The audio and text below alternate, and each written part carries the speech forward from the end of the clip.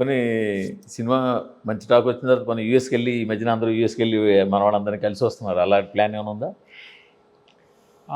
అది ఇప్పటివరకు అయితే ఏమి ప్లాన్ చేసుకోలేదు సార్. బట్ డెఫినెట్గా 1-2-3 రోజుల్లో బాగుంది అక్కడ రిసెప్షన్ అని తెలిస్తే ఆడియన్స్ నుంచి పండగ తర్వాత వెళ్ళే పని పెట్టుకుంటాను సార్.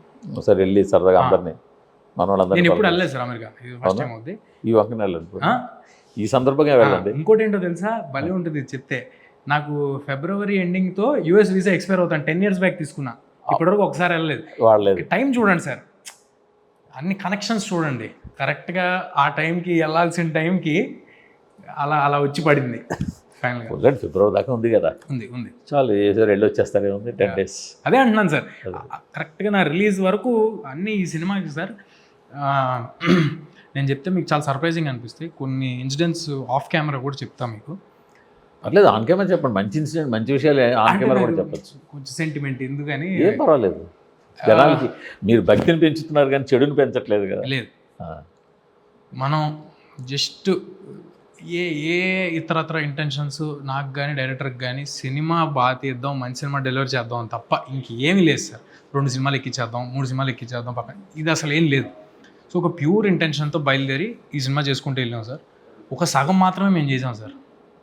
అదేదో మేము చేసేసాం, విపరీతమైన ఇది బజ్ వచ్చింది, విపరీతమైన ఇది వచ్చింది, అది మా గొప్పతనం అని నేను కానీ ప్రశాంత్ వర్మ గారు కానీ మేము ఎప్పుడు అనుకోవట్లేదు. ఎందుకంటే మాకు తెలుసు, వాస్తవం ఏంటో తెలుసు.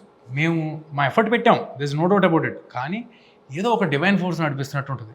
సడన్గా ఏదో పని జరిగేది ఆగుద్ది, ఆగంగానే ఆ నిమిషానికి అర్రే ఏంట్రా ఇలా జరిగింది అనిపిస్తుంది. తర్వాత ఒక 4 రోజుల తర్వాత చూస్తే ఆ రోజు ఆ పని జరుగుంటే ఏం జరుగుండేదో అప్పుడు తెలుస్తుంది. ఇలాంటి ఒక 4-5 ఇన్సిడెన్సెస్ ఉన్నాయి. మెల్లగా చూస్తూ మెనీ యాక్సిడెంట్స్ మిస్ అయ్యాయి నాకు హనుమాన్ షూటింగ్లో. ఓ రోజు ఒక కట్లపాము ఇక్కడ ఉంది నా పక్కన, చాలా చాలా యాక్సిడెంట్స్ మిస్ అయ్యాయి. కట్లపాము ఎక్కడి నుంచి వచ్చింది? అడవిలో షూటింగ్ చేస్తున్నాం సార్. అడవిలో షూటింగ్ చేస్తుంటే అప్పటికే 5 టేకులు 6 టేకులు చేశా. మీకు ప్రశాంత్ వర్మ గారి గురించి తెలియదు కదా, ఆయన స్టార్ట్ పాయింట్ 5 నుంచి స్టార్ట్ అవుద్ది. ఆయన స్టార్ట్ పాయింట్ అలవాటు చేయించి అప్పుడు మెల్లగా అడుగుతారు నాకు. సో ఒక 5 టేకులు దాన్ని కదిపేస్తున్నా, ఆ ప్లేస్ అంతా వచ్చి దూకి అటు ఇటు తిరిగి అదంతా చిన్న ఒక బుష్లో ఉన్నాయా, బుష్ లాంటిది. సో అది ఇక్కడ ఉంది, నేను నలుపు డ్రెస్ వేసుకున్నా, అది నలుపులో ఉంది. నేను చూసుకోవట్లా. నాకు మామూలుగానే షూటింగ్లో ఇలా అడవుల్లో అక్కడ ఉండగా ఇక్కడ తాగితే అలా ఎగురుతా, అంత దూరం ఎగురుతా. సో నాకు ఇంత డిస్టెన్స్లో మా మేకప్ మ్యాన్ ఒక ఆయన ఉంచున్నారు. ఆయన రోల్ కెమెరా అంటున్నాడు, సార్ అన్నాడు, ఏంటి అన్న, యాక్షన్ అన్నాడు, మళ్ళీ అని ఇటు యాక్షన్ చేసేస్తున్నా.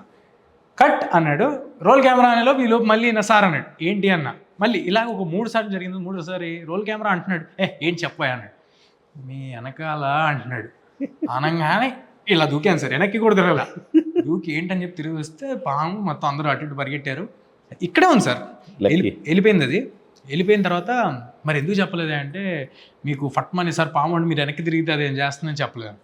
అది ఇక్కడ ఉంది సార్. 7 టేకులు 8 టేకులు మొత్తం కదిపి గోల చేసి చేశాను సార్ అక్కడ.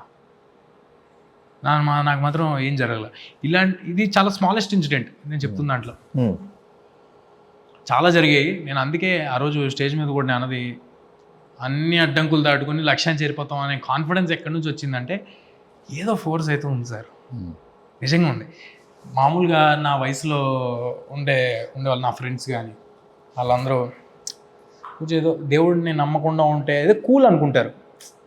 ఐ డోంట్ బిలీవ్, లేకపోతే ఒపీనియన్ లేకపోవచ్చు, అది వేరే విషయం. మేబీ మెల్లగా తెలుస్తుంది సార్, ఓ పాయింట్ తెలుస్తుంది.